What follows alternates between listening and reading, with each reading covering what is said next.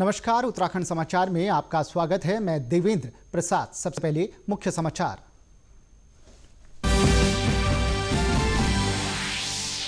इक्कीसवीं सदी में स्कूली शिक्षा विषय पर आयोजित राष्ट्रीय सम्मेलन को प्रधानमंत्री ने किया संबोधित। कहा, राष्ट्रीय शिक्षा नीति 2020 भारत को देगी नई दिशा।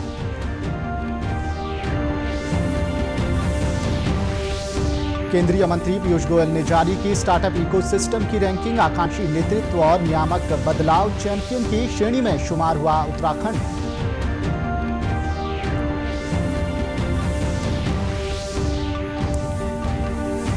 उत्तराखंड आने वालों के लिए बॉर्डर पर ही कोविड-19 जांच की सुविधा का होगा विकल्प। यात्रियों को खुद उठाना होगा जांच का खर्च। स्वास्थ्य सचिव ने भी जिलाधिकारियों से लिया व्यवस्थाओं का जायजा।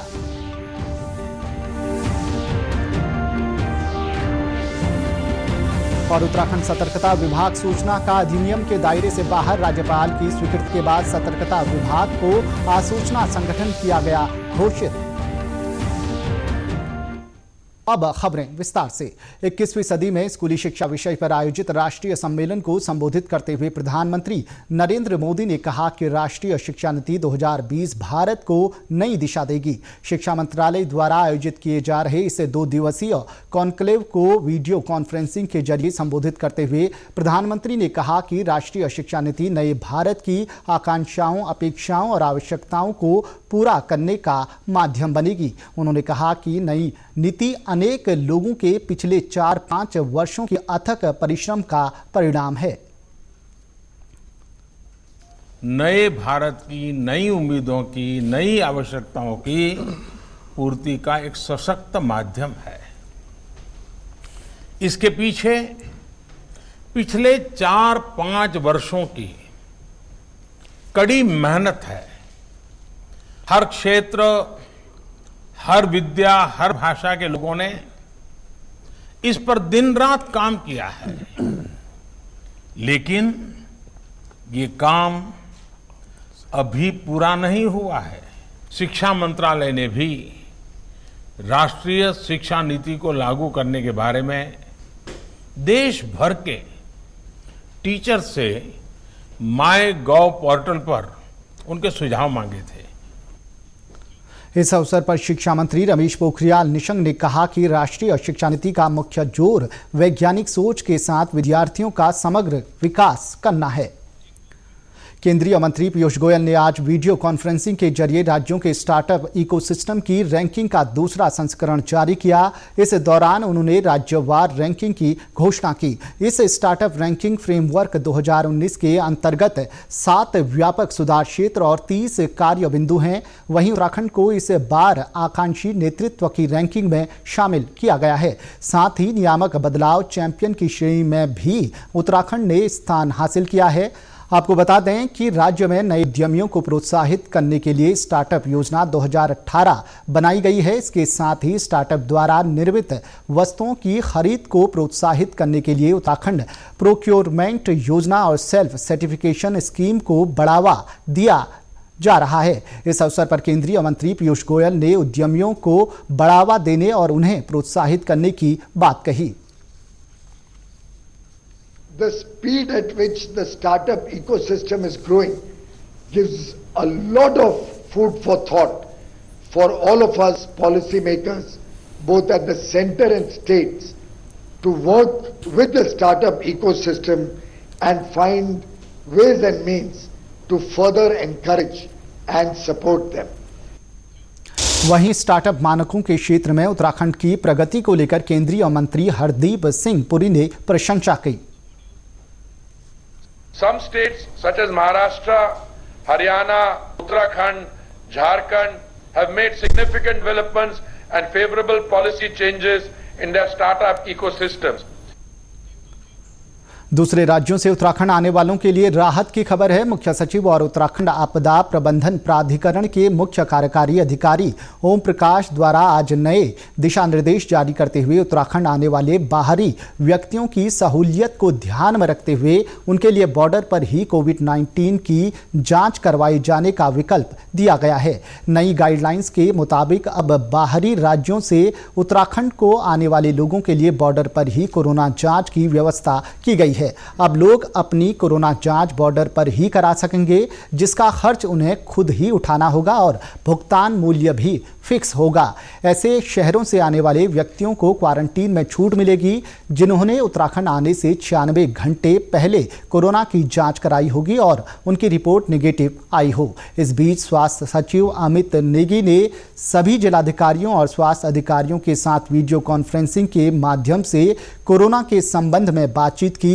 उन्होंने बताया कि सभी जिलों में व्यवस्थाएं दुरुस्त की जा रही हैं और स्वास्थ्य विभाग द्वारा लगातार जायजा भी लिया जा रहा है।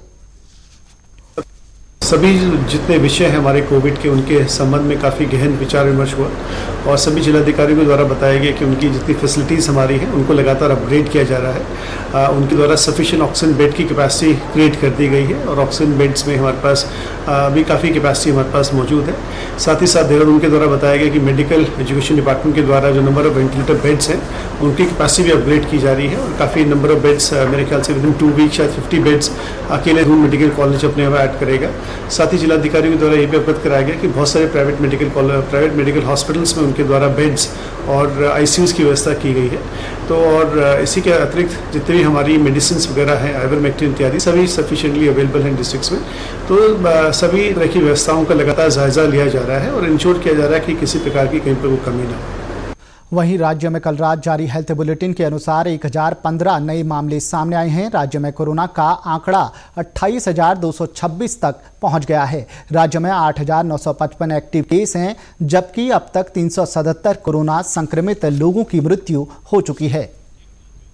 हरिद्वार में प्रदूषण नियंत्रण बोर्ड ने बायोमेडिकल वेस्ट निस्तारण की गाइडलाइन का पालन न करने पर जिले के लगभग 60 अस्पतालों को नोटिस जारी किया है। आपको बता दें, अस्पतालों से निकलने वाला बायोमेडिकल वेस्ट के कलेक्शन और निस्तारण के लिए मेडिकल पॉल्यूशन कंट्रोल कमेटी को प्रदूषण नियंत्रण बोर्ड द्वारा अधिकृत किया गया है, ताकि अस्पतालों में साफ सफाई बनी रहे और बायोमेडिकल वेस्ट का निस्तारण समय समय पर होता रहे। प्रदूषण नियंत्रण बोर्ड के क्षेत्रीय अधिकारी राजेंद्र सिंह ने बताया कि गाइडलाइन का उल्लंघन करने वाले अस्पतालों पर कार्रवाई की जाएगी।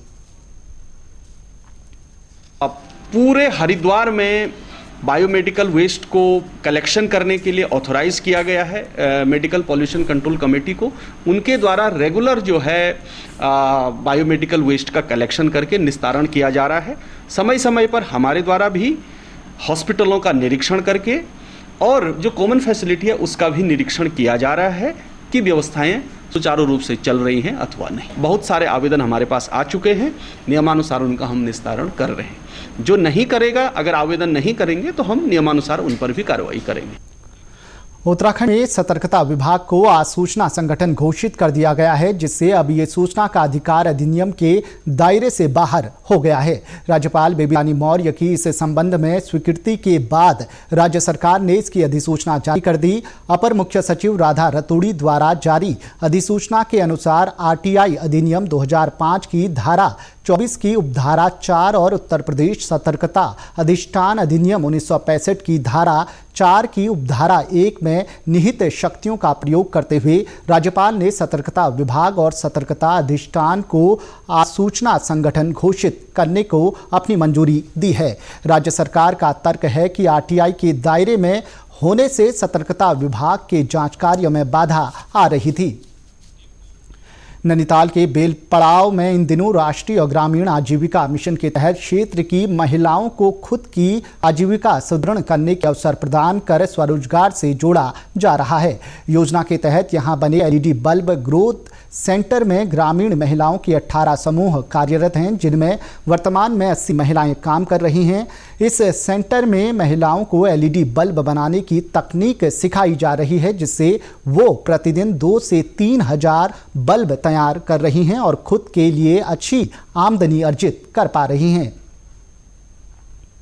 इस बीच हम लोगों ने महिलाओं को लगातार उनकी कार्य क्षमता के लिए उनको ट्रेनिंग देना भी शुरू किया और साथ ही उनको ये जो एलईडी का काम है जो उनको बना रहे थे घरों में, उसके मार्केटिंग के लिए उनको मेलों के माध्यम से है और लोकल मार्केट में है जो हमारे अन्य आउटलेट खुले हैं उनके माध्यम से उनके सामान को हमने बाजार में रखा और लोगों को सामान पसंद आया। उसके फलस्वरूप इस ग्रोथ सेंटर की हमने यहाँ पर स्थापना शासन के माध्यम से की गई है, जिसमें अभी तक 80 से अधिक महिलाओं ने प्रशिक्षण लिया है। परियोजना सहायक गजेंद्र जोशी का कहना है कि एलईडी बल्बों की बढ़ती मांग को देखते हुए आसपास के इलाकों, बाजारों और सरकारी दफ्तरों में बल्ब सप्लाई की शुरुआत कर बिक्री को बढ़ावा देने की कोशिश की जा रही है। मार्केटिंग के लिए हम लोग यहाँ पे गवर्नमेंट डिपार्टमेंट में मेनली अप्रोच कर रहे हैं। हम लोग ये चाह रहे हैं कि जितने भी यहाँ पे बिजली विभाग हैं या फिर जल संस्थान है या जितने भी सरकारी यहाँ पे संस्थान रहेंगे तो उनमें हम लोग डायरेक्ट अप्रोच करेंगे। वहाँ पे इन महिलाओं को रोजगार के अच्छे चांसेस रहेंगे। और जितने भी यहाँ पे हम प्रोडक्शन कर रहे हैं ज़्यादातर हम यहाँ गवर्नमेंट डिपार्टमेंट के अलावा फिर लोकल मार्केट में हम लोग फोकस कर रहे हैं। और यहाँ जो नज़दीकी बाजार हैं बरामनगर, हल्द्वानी या कालाडूंगी या इससे भी अलग जो भी हमारे हाट मेले वगैरह तो हम सब लोग अपने यहाँ पे करेंगे। और फ्यूचर प्लानिंग में हमें अगर ज़रूरत पड़ेगी तो हम लोग इनके आउटलेट्स वगैरह भी खोलेंगे और जगह जगह इसका एडवर्टाइजमेंट करके इनकी सेल्स को और बढ़ा सकते हैं। इस सेंटर में मांग होने पर ट्यूबलाइट और फैंसी लाइट भी बनाई जाती है। महिला समूह की सदस्य मंजीत कौर का कहना है कि आने वाले त्योहार दीपावली को देखते हुए महिलाएं अब बल्ब बनाने के साथ ही बिजली की झालरें बनाने का काम भी कर रही हैं। दिवाली का समय आ रहा है तो यहाँ पे महिलाओं को हमने मालाएं बनाने की, जैसे लड़ियाँ चलती हैं 25 मीटर की, इस तरह की लड़ियाँ हो गई, बल्ब हो गए और फैंसी आइटम हम लोग तैयार कर रहे हैं। यहाँ पे महिलाएं मिलकर एसएचजी की महिलाएं मिलकर के यहाँ पे वो सामान तैयार हो रहा है। समूह की महिला सदस्य का कहना है कि घर के आसपास ही रोजगार मिलने से उन्हें घर के खर्चे में काफ़ी मदद मिलने लगी है। इससे हम जैसे घर में रोजगार कर रहे हैं, यहाँ भी रोजगार कर रहे हैं तो थोड़ा घर का सुविधा में, थोड़ा बच्चों की फीस में, घर की बहुत सारी चीज़ों में हमें बहुत फ़ायदा मिल रहा है यहाँ पे और बहुत अच्छा लग रहा है यहाँ पे। सरकार की महत्वाकांक्षी योजना बेटी बचाओ बेटी पढ़ाओ के तहत उधम सिंह नगर में बाल विकास विभाग के तत्वाधान में जिलाधिकारी द्वारा जनपद के 8 राजकीय बालिका इंटर कॉलेजों को प्रोजेक्टर वितरित किए गए। इसका मुख्य उद्देश्य डिजिटल एजुकेशन को बढ़ावा देना है। इस अवसर पर जिलाधिकारी रंजना राजगुरु ने कहा कि बेटी बचाओ बेटी पढ़ाओ योजना के तहत बालिकाओं को शिक्षा की मुख्यधारा से जोड़ने के लिए ई लर्निंग और स्मार्ट क्लासेस को बढ़ावा देने में प्रोजेक्टर सहायक साबित होगा। ये एक तरफ जो बच्चों को हम लोग ई लर्निंग क्लासेस के लिए जो हम लोग मोटिवेट कर रहे हैं स्कूलों को, तो उनके पास संसाधन होने चाहिए तभी वो कर पाएंगे। तो इसके मद्देनजर दिया गया ताकि हम लड़कियों की जो शिक्षा है उसको बढ़ावा दे सकें। और जो आजकल जो हमारी स्मार्ट क्लास चलनी है, चाहे वो डिजिटल एजुकेशन चल रहा है, तो उसके लिए संसाधन उपलब्ध कराना हमारी जिम्मेदारी है। तो इसके अंतर्गत हम लोगों ने उन स्कूलों को जो GGICs को प्रोजेक्टर उपलब्ध कराया। उत्तराखंड के समाचारों में बस इतना ही। चलते चलते मुख्य समाचार एक बार फिर। 21वीं सदी में स्कूली शिक्षा विषय पर आयोजित राष्ट्रीय सम्मेलन को प्रधानमंत्री ने किया संबोधित। कहा, राष्ट्रीय शिक्षा नीति 2020 भारत को देगी नई दिशा।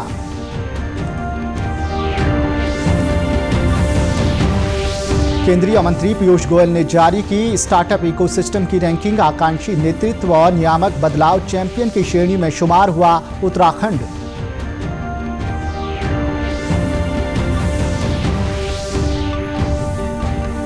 उत्तराखंड आने वालों के लिए बॉर्डर पर ही कोविड-19 जांच की सुविधा का होगा विकल्प। यात्रियों को खुद उठाना होगा जांच का खर्च। स्वास्थ्य सचिव ने भी जिलाधिकारियों से लिया व्यवस्थाओं का जायजा।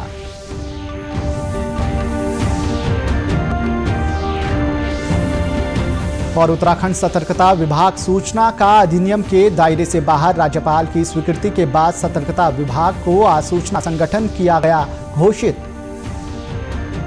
उत्तराखंड की खबरों के लिए आप हमसे सोशल मीडिया पर भी जुड़ सकते हैं। हमारा ट्विटर हैंडल है DDNews_देहरादून। हमारा फेसबुक पेज है DD News उत्तराखंड और हमारे YouTube channel DD News Uttarakhand को भी सब्सक्राइब करें। इसी के साथ समाचार समाप्त हुए। नमस्कार।